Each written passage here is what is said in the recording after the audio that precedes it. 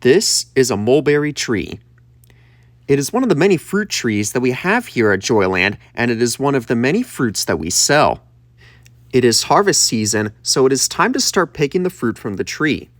You may ask yourself, how do I pick mulberries the right way? Is there a technique to it?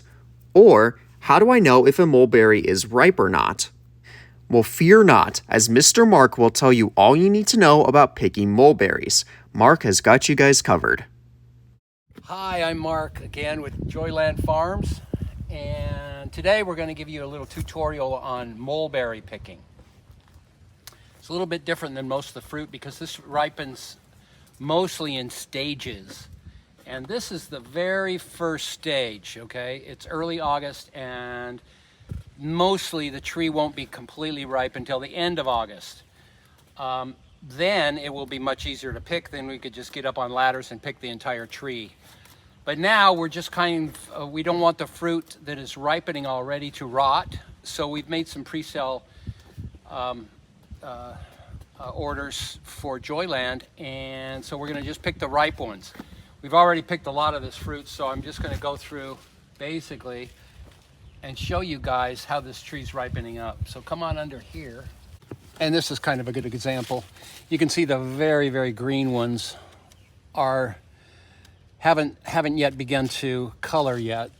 And so that's about 2-3 weeks out. So those, which is the majority of this tree now, will be picked at the end of August. And you can see these light pink ones coming on, okay? And those are probably 2 weeks away. And then you have the darker ones here that are ripening, which I described before, which we don't want to rot, okay? That is basically a fully ripened fruit. So we want to pick that before it rots right there on the branch. And so that's what we do. We pick it right from the stem and leave a little bit of the stem on the fruit, okay? And go from there.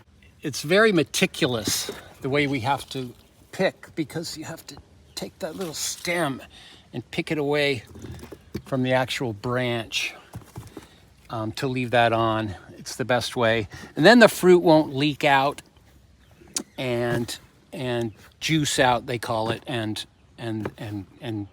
mold or rot while it's being packaged. So here's one that's just coming ripe right now, and it's probably okay to pick that one, although it's probably about a day or two away. I'm going to pick it, and hopefully these little guys will ripen, okay, as they sit there in the warm container. So there you go. Thank you very much. Okay, so now that we have picked a lot of mulberries, it is time to start packaging them up. Miss Lisa is going to show us how to package them the right way and how to tell which mulberries should or shouldn't be packaged. When we sell these, you want them just to be really firm and just barely. That one's going to ripen by the time the customer gets it, so that'll be good. But this one, by the time the customer gets this product, it'll be mushed and gross. So you want to sell something that's going to be plump and get to the customer so that it looks like this and is really edible. The color is very equal all the way around. That one still is going to ripen, but that's okay because the customer can get it, have it on their counter for a few hours or even a day, and it'll still be really good.